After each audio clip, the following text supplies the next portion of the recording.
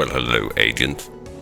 I'm gonna do today my first ever Division 2 build video.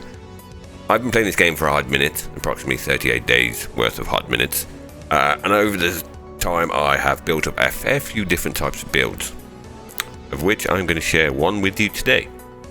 This will be using the new submachine gun, the Backfire.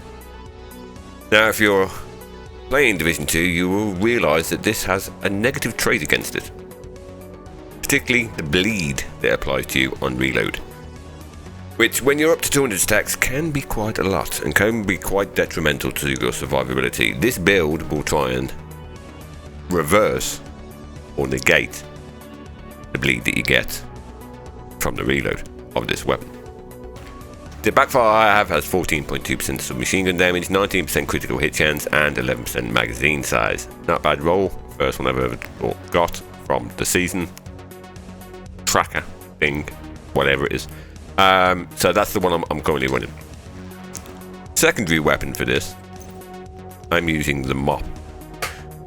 Preliminary because I wanted to try and help me if I do get low on health, to try and get a few shotgun shots and kills in. And this will give me 10% armor on kill. I've also rolled preservation on it.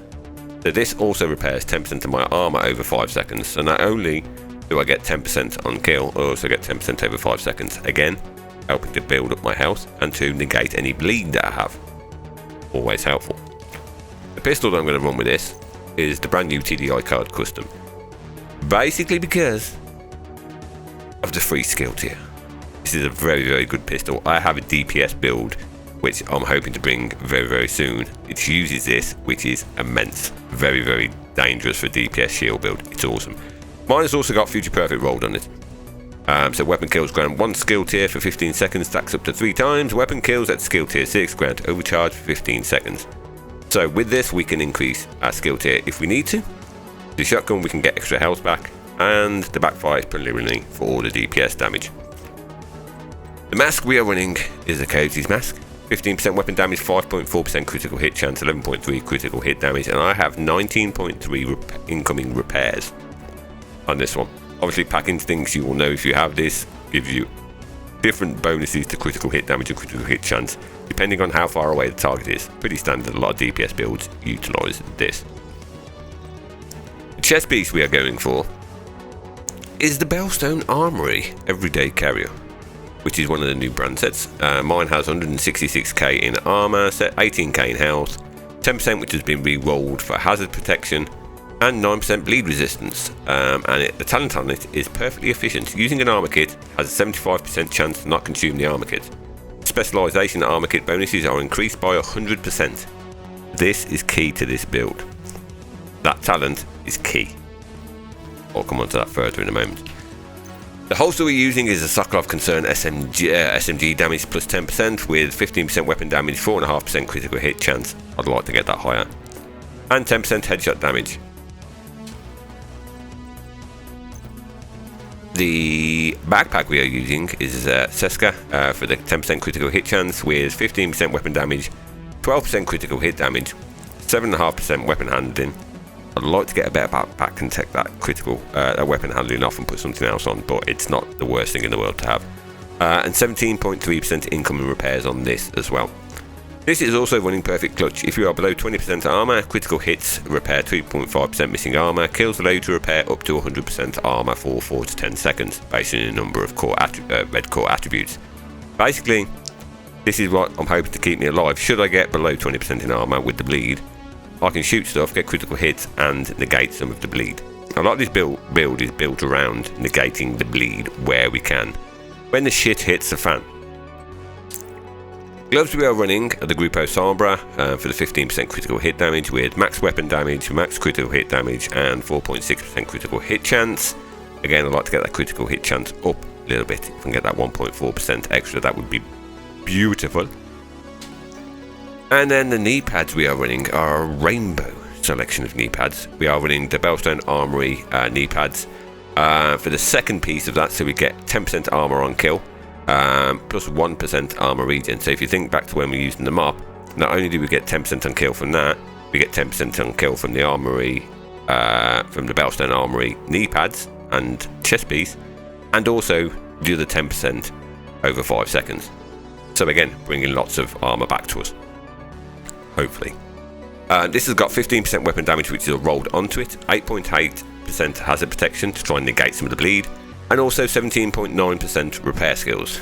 Well, why has it got repair skills on it? Why are we keeping repair skills on it? We are keeping repair skills because we are running the drone, the healer drone, in our second slot. Skill tier is literally nothing.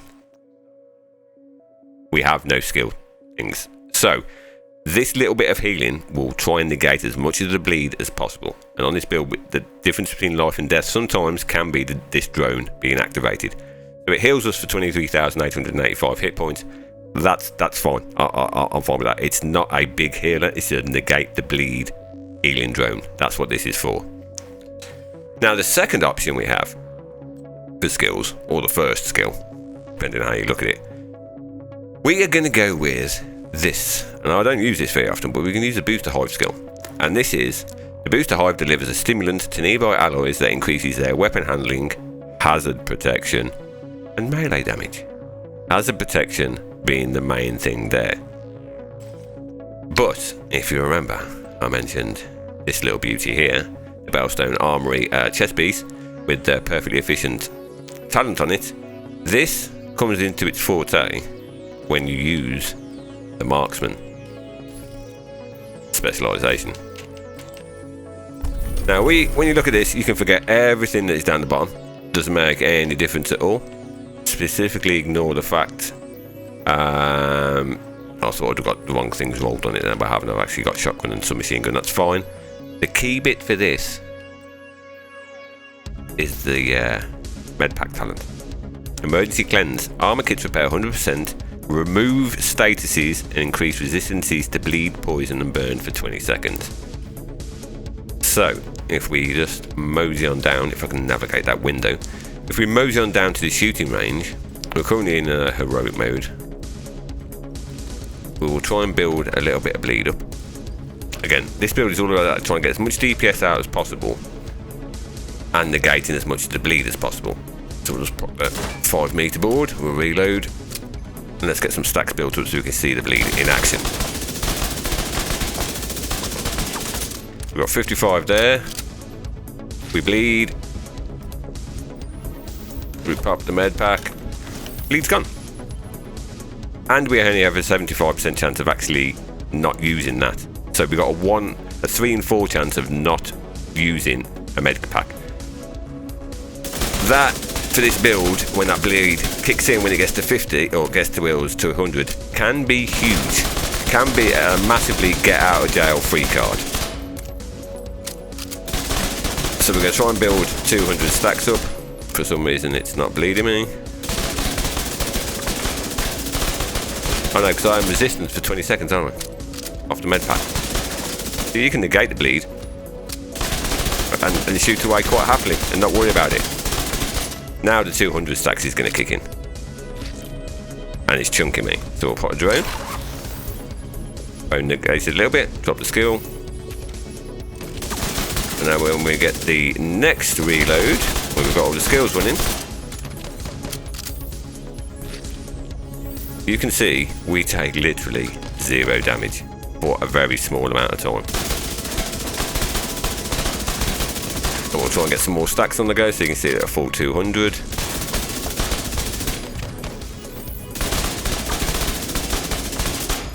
Still hitting for about 400k in the chest, 420k.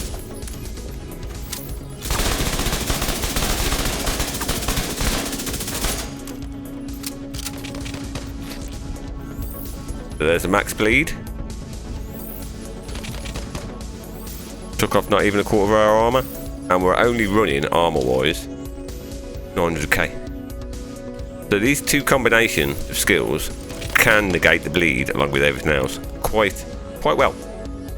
What you can also do as well, if you wanted to, instead of running this, it's not going to change because it'll be on cooldown, we can run.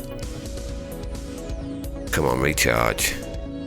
You can run the bulwark shield as well. So should the shit hit the fan and you get low on health and you haven't got any bleed, you can pop the shield, game, Pop the shield. Pull out your pistol. Still get fairly good DPS from it. 700k. And also, when you're killing stuff, is build up the strength of not only your shield, but also your drone. There's a few different options you can use if you're trying to build this build. But that I have found is what works best for heroic content. As a solo player and in groups as well. Legendary content, I'll be honest, is probably not up there. You're not going to be able to solo legendary content with this. If you can, you're a fucking hero, and I salute you, sir.